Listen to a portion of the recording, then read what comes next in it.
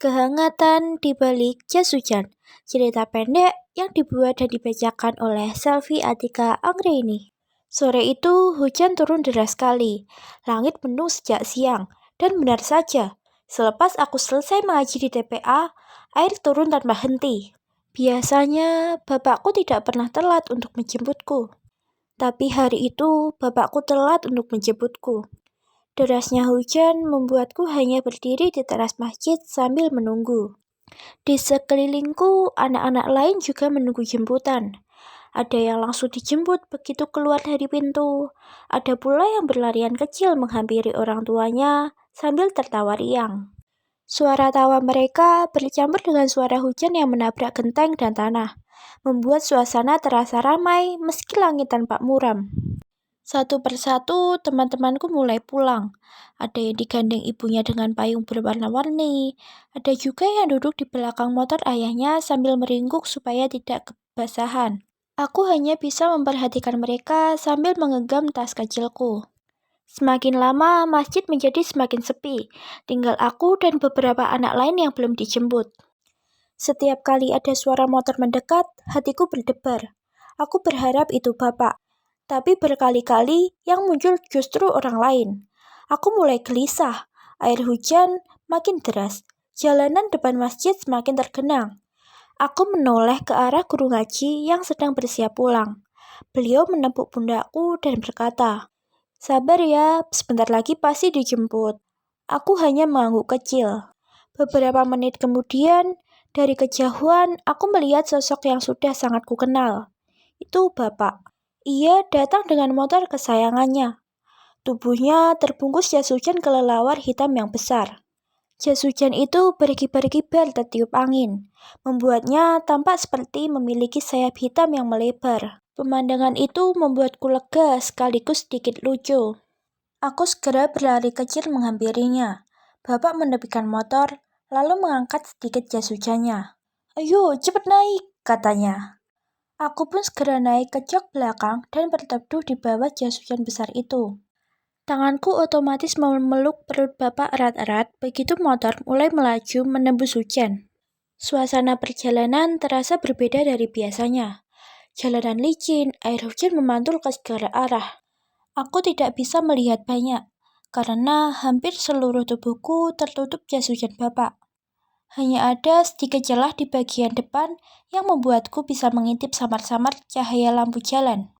Suara hujan yang menghantam jas hujan terdengar keras sekali, menambah suasana semakin gelap dan pengap.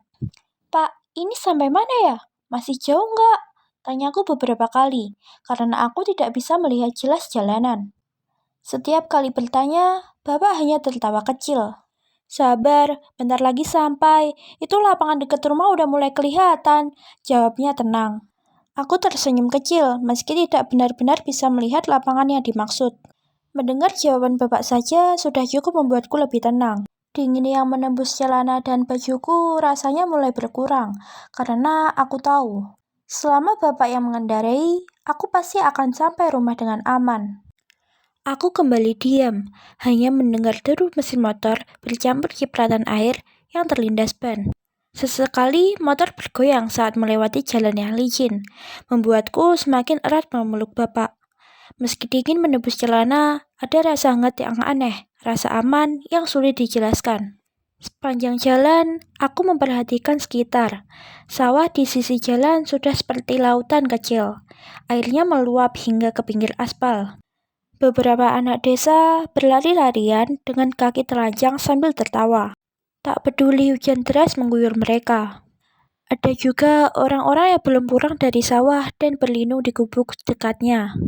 Semua tampak sibuk dengan caranya masing-masing menghadapi hujan. "Dingin, Pak," kataku pelan. "Iya, sabar ya. Nanti di rumah ada mie rebus buatan ibu, biar hangat lagi," jawab bapak sambil tetap fokus mengendalikan motor. Ucapan itu saja sudah cukup membuatku tersenyum. Perjalanan yang biasanya terasa singkat, kini terasa lebih panjang. Mungkin hanya 10 menit, tapi bagiku seakan-akan lebih lama.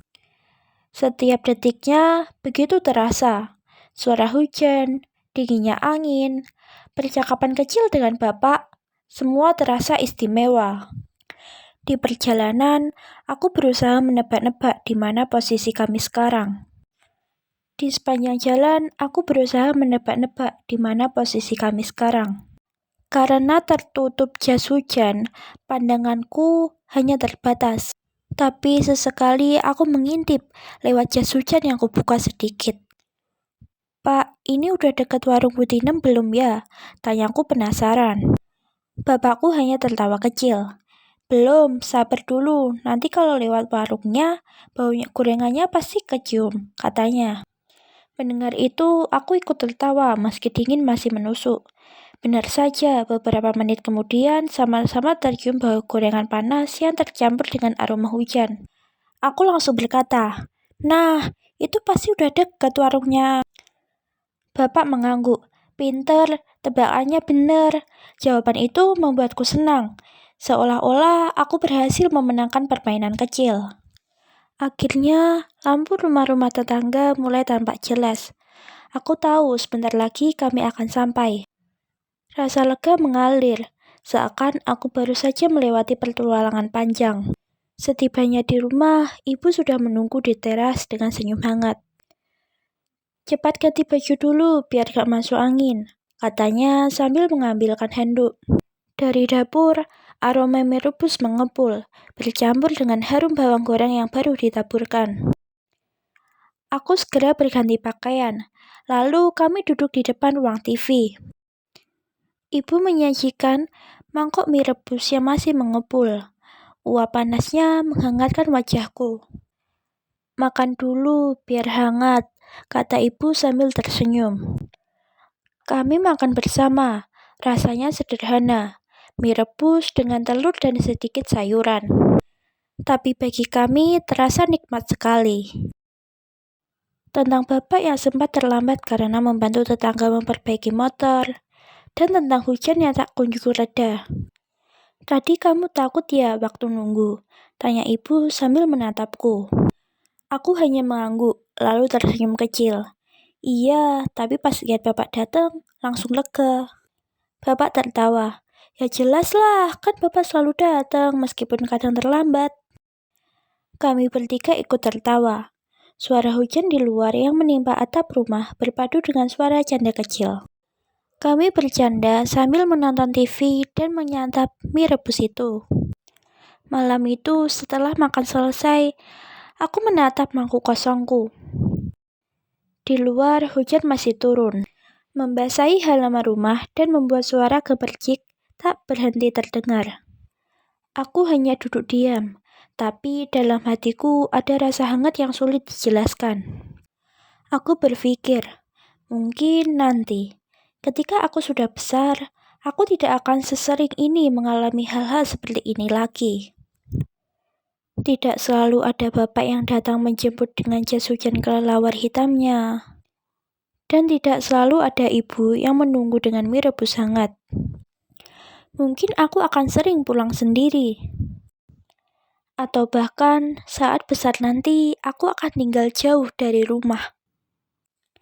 Namun, justru karena itulah aku ingin mengingat momen ini. Betapa berharganya sebuah jemputan sederhana. Betapa hangatnya semangkuk mie rebus. Dan betapa menyenangkannya obrolan ringan bersama orang tua. Hal-hal kecil yang sering dianggap biasa saja, padahal sesungguhnya menjadi bagian dari kenangan yang tak akan terganti. Aku tersenyum kecil sambil menyelonjorkan badanku menghadap ke arah TV.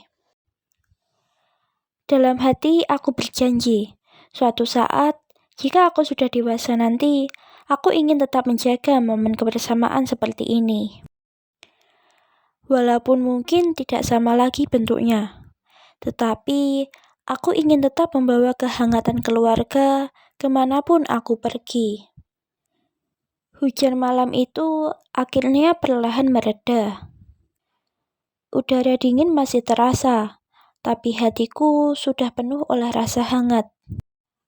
Aku masuk ke kamar, berbaring di atas kasur, sambil melihat atap yang masih terdengar gemercik bekas hujan.